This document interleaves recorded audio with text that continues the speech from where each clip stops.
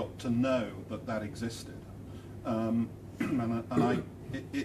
It's a challenge for any open source environment to be aware of what is going on. And I wondered if HSCIC had got any plans to let us all know if we registered in some way of the challenges that exist in this environment over the proprietary environments, which have equally as many issues, but kind of look after that themselves, or not. I think the question of HSCIC involvement is a developing story. So there are conversations around the role and function of both NHS England and HSCIC in this sort of space. Certainly with the open source one, that's a fairly new one for them, and whilst they have certain assurance functions, and we have engaged them on specifically open source areas, the actual long-term function and what they can offer on this, I think, is still very early to talk about. But I think the point is right in terms of there has to be something central thinking about the responsibilities that might sit with a proprietary vendor otherwise, and so I talked a little bit around the fact that the custodian will commission some of those functions on behalf of each of the products. We'll morph into the panel discussion. Rob, you can put in the first question. No, I just wanted to come back on this one here about OpenSSL, of course, because OpenSSL is an open source project, but it's been widely adopted by lots of software. It's entirely irrelevant what the license is. It's been adopted by loads of people, and that proprietary and open source projects share the alerting mechanisms, and they were very quickly patched. Not quick enough at HSCIC though, interesting. That was the basis of my question. Yeah. Sadly. Richard, thank you very much for your talk. All right. And if I could ask the panel to come up now. Do they know who they are? Yes. Okay, it's Peter and Andy and Jonathan. Are you on the panel? Let's have one big room panel.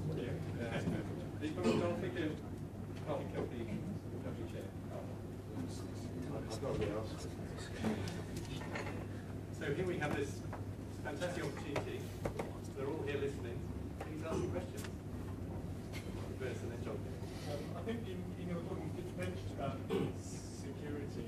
You said there was you wanted to emphasize the myth that these open source systems might be somehow less secure. So I'd be interested in if all the panel kind of signed up to that view that there are going to be increased risks that will kind of take all the technical open source programs that are key business systems. Yeah, I realised in the details the university name was on the panel. No. He just quickly introduced himself. That's a good point. So Richard's already introduced himself to the talk. So, I'm Carl Reynolds. I'm training in NHS, so I obviously have open source help people in the UK. I'm Dave Goldstein, open source program manager at NHS England. I'm Andy Williams. I'm also working with Peter and Richard at NHS England, directly with trust suppliers on general security. thank you. So, that seems time to think. So who wants to take that? I think I would say that we tend to define open source software by a different set of attributes or a different set of rules than we do for open software. So I think if the appropriate arrangements are in place through custodian for a particular distribution of that open source software, and there are services in place to ensure and test that software, so on and so forth, as you would private software, I wouldn't say why there would be any greater risk around security or safety as there would be for private software. So I think everybody tends to apply a different set of rules and criteria against open source software than against private software. And some would argue with the thousands of eyes on open source software, which will be visible, then it's actually inherently more safe. Just to pick up on the previous head around HSCIC, on our Shepherd the June Open Day case, the head of assurance will be short swap about where if fire identity solution is in terms of Spark Connect or any of the existing free infrastructure, they will still need to abide by those assurance processes, non-assurance processes, and those kind of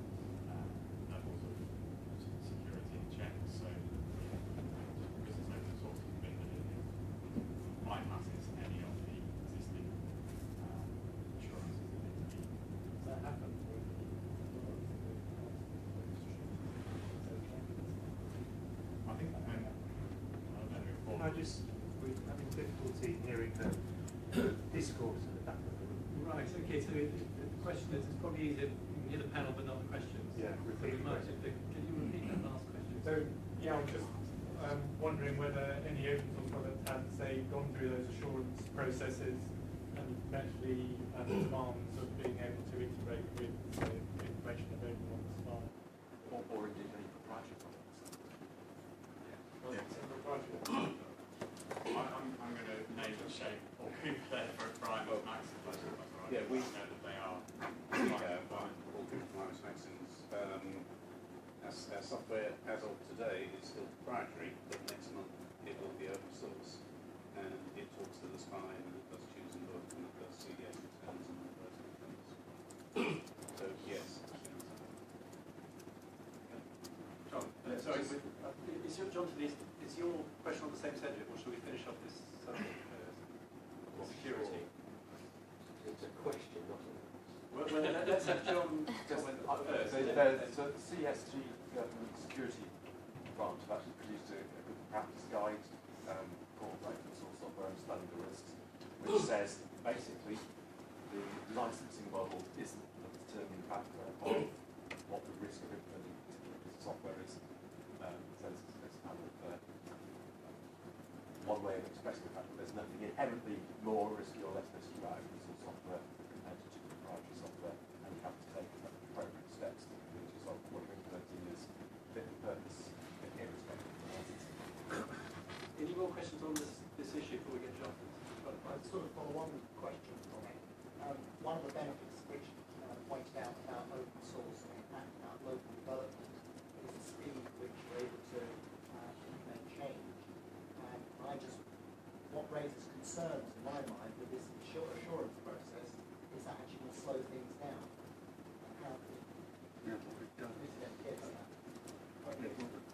Comment. So I would like to make the comment that where we have a commercial open source company and the relationship with an individual hospital will ordinarily be as it would be for a proprietary software company. The company has to comply with all of the local information governance procedures and security policies and so on. What we found at UCLH with our commercial open source station that's still there is that we have a named clinical responsible senior responsible officer who's responsible for the safety aspect of the system. That's the consultant department that has an actual laboratory for that.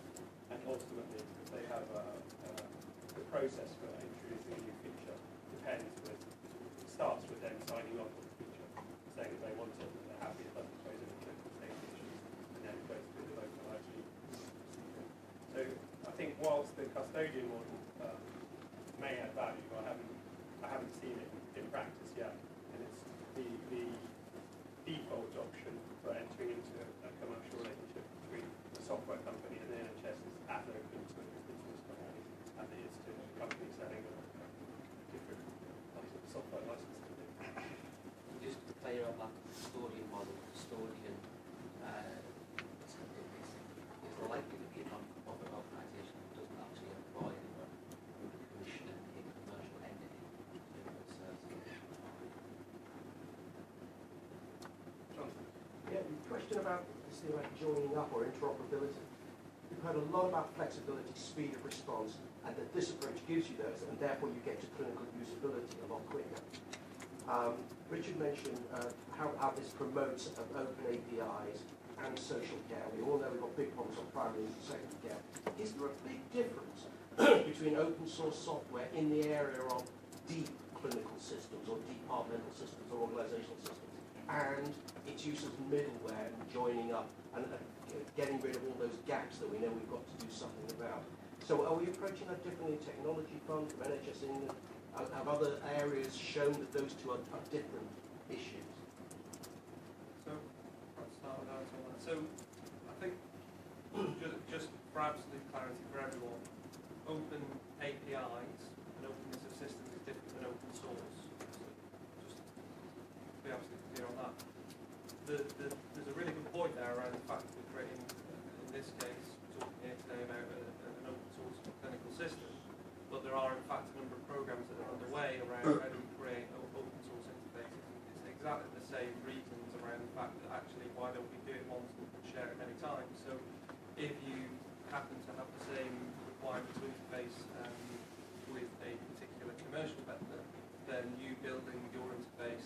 sharing that interface is exactly the same benefit as sharing that clinical capability as well. So at the moment we've got people who we know are working on a mini spine service open source product. So that will be shareable, will be usable by any commercial provider as well as by trust as well. So I think it's a really good point. I think we see, and I talked earlier about the stack, you know, all the different places it can benefit the NHS, from clinical systems through down to underpinning architecture, through down to quality software as well. That's recognised in the prospectus where there's a case study in there from Red Hat Answer and Kings who developed the open source messaging communication engine that's already live. Kings had maybe some time. There's a case study in there in terms of how quickly that was deployed. I can't remember if we were allowed to see how cost effectively that was deployed, but it was a pretty small beer in terms of money to get that open source solution configured, deploy very quickly in Kings. There's a case study now, there's further links to the full case study. Can I ask a commercial question? I mean, IMS Access might be a good example of this, but sort of must have had some board-level discussions there, saying, well, what would happen if some of our previous employees decided to actually just now take our open source code and set up our own, start to distribute it, modify it themselves, and support it away from the core product, and we went down that route? And also, how do we justify to the board that making open source, how's the commercial model going to work around that? And it's not because I just want to understand it from an open source perspective, those who want to do it, how we can build a commercial model around it. So I'd be really interested to know how those discussions took place and how that decision was reached, that it was commercially the right way, and those risks around that I mentioned before were satisfied. Is it possible to discuss that? I mean, yeah, happy to. That was clearly something that we considered, but in the round we felt that was a risk worth taking. In the keeping those employees within the company, we feel that will give them better opportunities to be involved in the core development of the product. But yes, it's open source. They could fork and create a new company and compete with the mothership, as it were. And the commercial model, presumably, is although it's a free license and open source, really you do need a service contract around it, and that service contract would actually... The commercial model is to provide implementation services, support services, training, etc. And yes, that's a lot of what we do today. The license element of what we provide, the software, is actually still part of a 10-year contract. And I think that there is a hope that exactly what you described will happen. It'll be good for you as well, because, you know, what I say to people who say this is, would you rather have all of a very small cake or a big slice of a much larger cake? And if you play it right, you will be the preferred support organisation for your code for well into your retirement. Well, even into your young developers' retirement. So that's the attraction commercially. Recognise that, yes, I mean, I think somebody leaving and setting up a rival company is one of the obvious routes in which competition will emerge. But actually, if you play it right, you'll end up with a big slice of a much bigger cake, and that's commercially attractive. I also think there's something very attractive about the alignment of what you're spending your money on. So the purchasing organisation point of view. If you've got 300 grand to spend and you choose to spend it on getting the best support you can from the vendor for your product, who is responsive, rather than paying it for some licenses which just lets you use the software, you're going to pick that.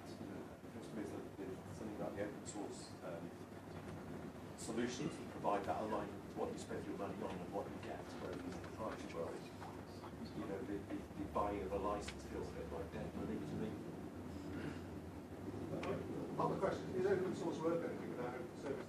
If you've got open source and you've no idea how to support that code, is it actually valuable? Or effectively, if you say, well, there's the code, you still, there's only one person you can go to for the service.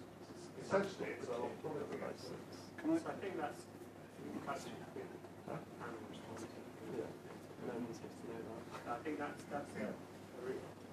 essentially there is the cultural aspect to it in the background, irrespective of the license. There's how people actually engage around the thing, there's the support.